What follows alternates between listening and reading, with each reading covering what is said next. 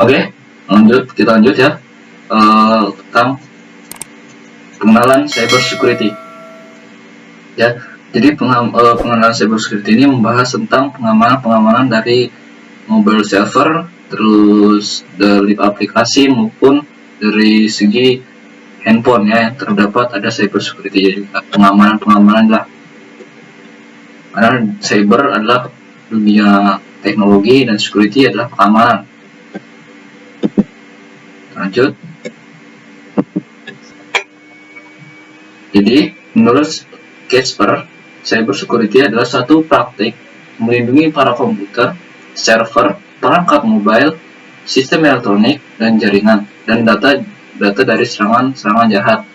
Jadi, cyber security ini yaitu menjaga seluruhnya dari aspek komputer, server, perangkat mobile maksudnya, sistem elektronik, jaringan, dan data serangan dari jahat.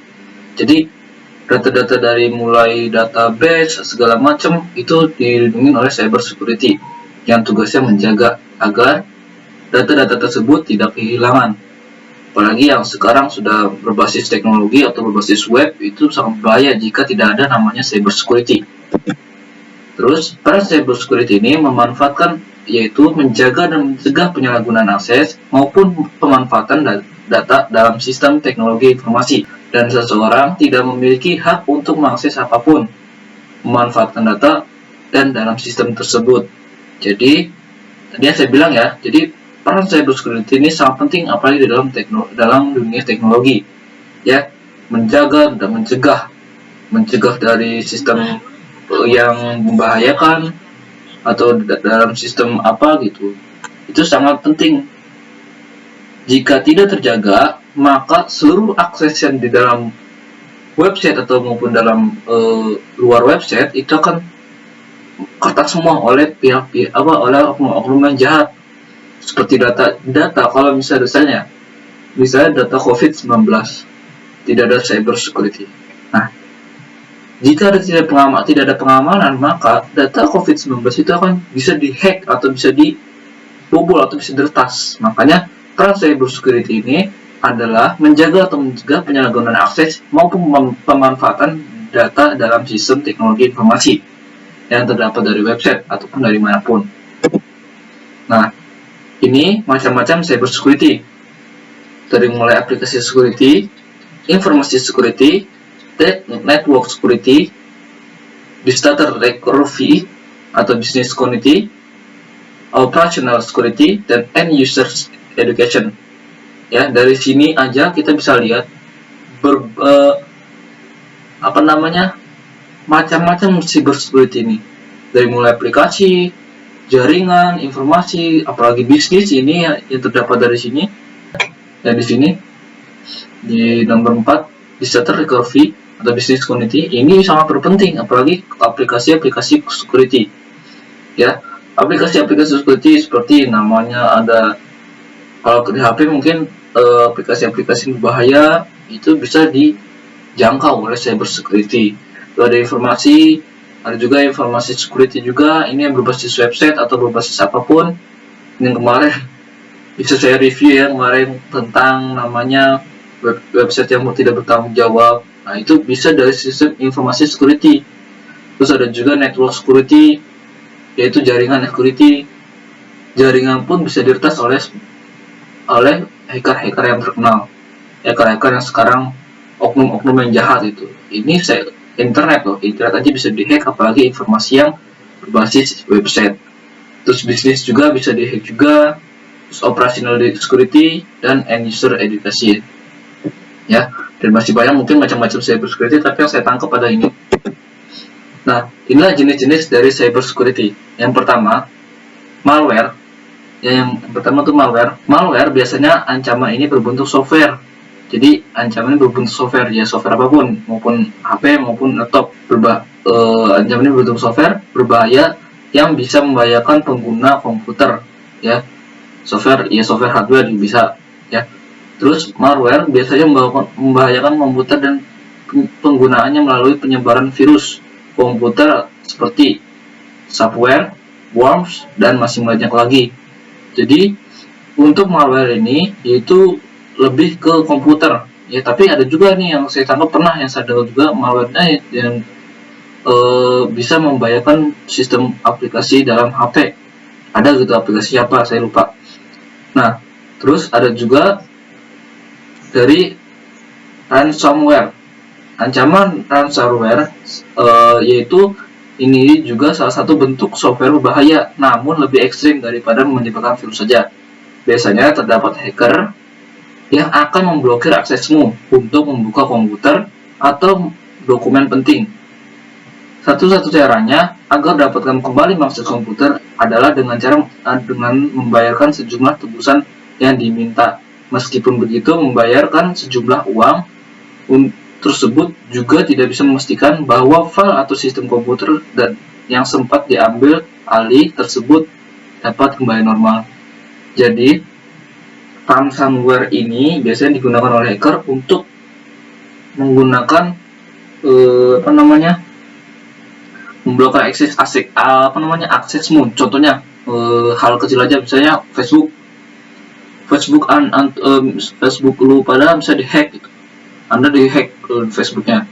Nah, nanti dari sistem ancaman ini, ransomware ini, itu bisa menebuskan, atau misalnya kalian meminta data untuk kembali.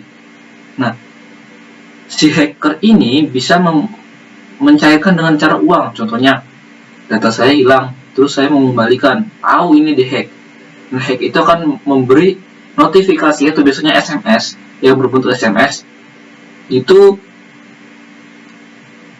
dengan cara menebuskan uang sejumlah ratusan juta atau bahkan puluhan juta. Dan itu juga belum tentu file yang Anda terima dari si hacker ini belum tentu juga dapat kembali, karena belum 100%, bahkan belum 99%. Nah, ada lagi dari social engineering. Social engineering ini, ya, yaitu menggambarkan serangan yang didasarkan oleh manusia.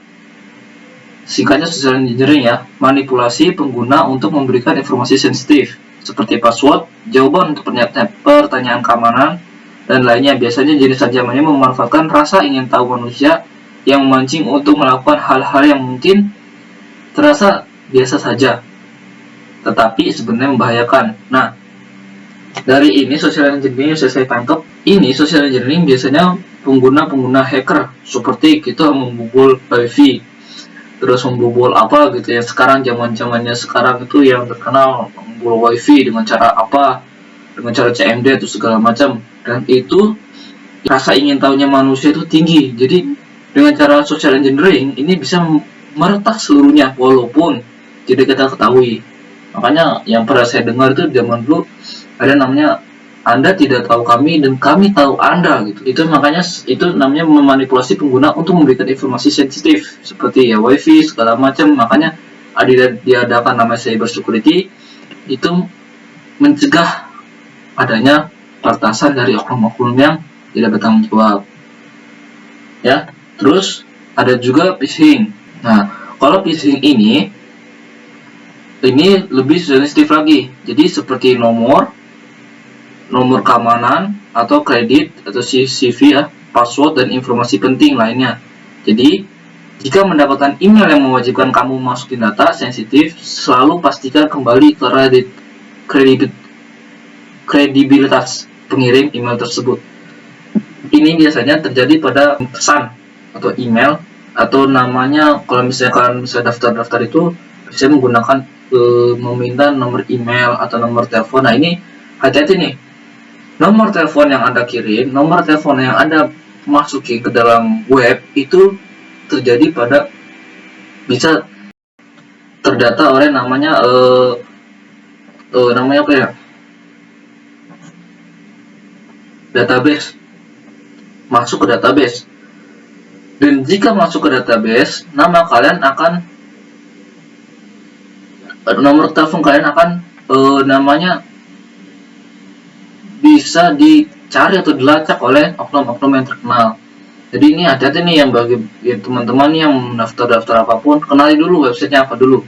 Yang kemarin saya kasih tahu sebelumnya, kenalin dulu websitenya apa dulu, dokumentasi ada resmi atau tidak, baru langsung kalian masukin. Kalau tidak penting, abaikan saja. Ini yang termasuk social engineering. Terus juga ada lagi phishing. Phishing juga sama. Ya, ini social engineering juga ya. Phishing ya tadi ya, CV, dan ini biasanya dokumen-dokumen resmi kalau phishing, seperti ya meminta file segala macam. Tetapi dari jenis-jenis ancaman ini juga nanti ada pemanfaatan cyber security.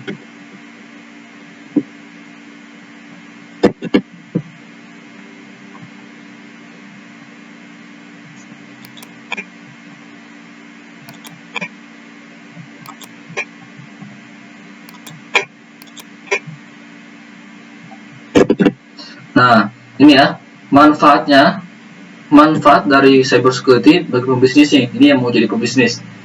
Informasi terduga, ya. Terus bekerja lebih produktif juga, ya. Memastikan website dapat selalu diakses, menjaga kepercayaan pelanggan.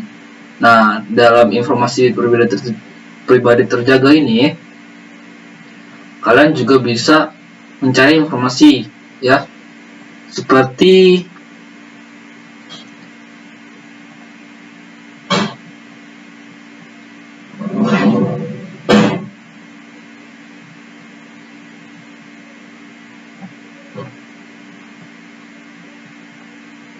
seperti ini.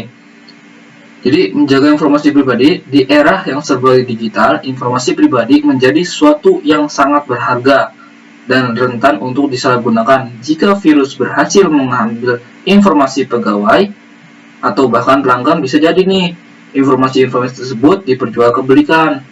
Informasi yang dapatkan secara ilegal tersebut juga bisa saja disalahgunakan melakukan pemerasan orang yang terkait. Jadi bisa juga informasi tak terduga, itu seperti itu. Terus bekerja juga lebih produktif karena lebih aman dengan cara cyber security. Jadi tidak ada namanya dihack akun bisnisnya atau diapain akun bisnisnya, karena sudah terkoneksi oleh cyber security. Ini manfaatnya ya. Terus juga memastikan website dapat selalu diakses. Bisnis apapun yang dijalankan, biasanya kamu memiliki website tersendiri, ya kan? Jika terkena virus atau ancaman-ancaman yang ancaman-ancaman dari cyber oknum-oknum hacker, itu bisa. Tapi membutuhkan waktu untuk membuka website, atau bisnismu membuka website di saat bersamaan dalam jangka panjang. Pelanggan akan berpikir 2 kali jika ingin melakukan transaksi dengan bisnismu karena kejadian tersebut. Kalau misalnya bisnis kalian telah terjadi apa gitu ya, trouble yang mungkin di luar cyber security ini, atau dihack atau bagaimanapun, jadi pelanggan pun akan mikir 2 kali kalau misalnya kalian terdapat website yang seperti itu. Terus menjaga kepercayaan pelanggan, biasanya akun-akun online atau e-commerce yang sering yang sekarang tenar atau sekarang naik daun, itu benar-benar namanya cyber security itu ketat. Apalagi dalam dunia bisnis itu banyak saingannya, makanya hati-hati nih dalam berbisnis, apalagi yang berbisnis online itu harus hati-hati karena sekarang banyak saingannya. Apalagi di dunia teknologi ini banyak oknum yang tidak bertanggung jawab. Ya, jadi itu ya manfaatnya, dan ini salah satunya. Jadi kemarin saya nemuin website yang ya mungkin bisa kalian tangkap. Nah, ini adalah serangan-serangan cyber yang kalian bisa lihat dari local time ini adalah 14.10. Kita lihat juga di sini ya, ini 14.10 juga. Ini real time. Jadi ini serangan-serangan dari seluruh negara. Dari serangan-serangan seluruh negara, dari mulai Indonesia, bahkan di sini juga ada nih Indonesia yang kecil. Ya, Indonesia kecil tapi belum ada serangan. Dan ini real time. Tapi saya tidak memasukinya ke arah ranah ke sana, cuman saya memberi informasi saja. Ini bisa saya masukin, cuma saya nggak mau masukin ke sini. Jadi ini adalah serangan-serangannya di mana seluruh negara maupun pesaing-pesaing bisnis yaitu melakukan ya serangan dari Bahrain kemana, Thailand kemana gitu, Indonesia kemana, segala macam di seluruh di sini. Ya, oke, segitu aja.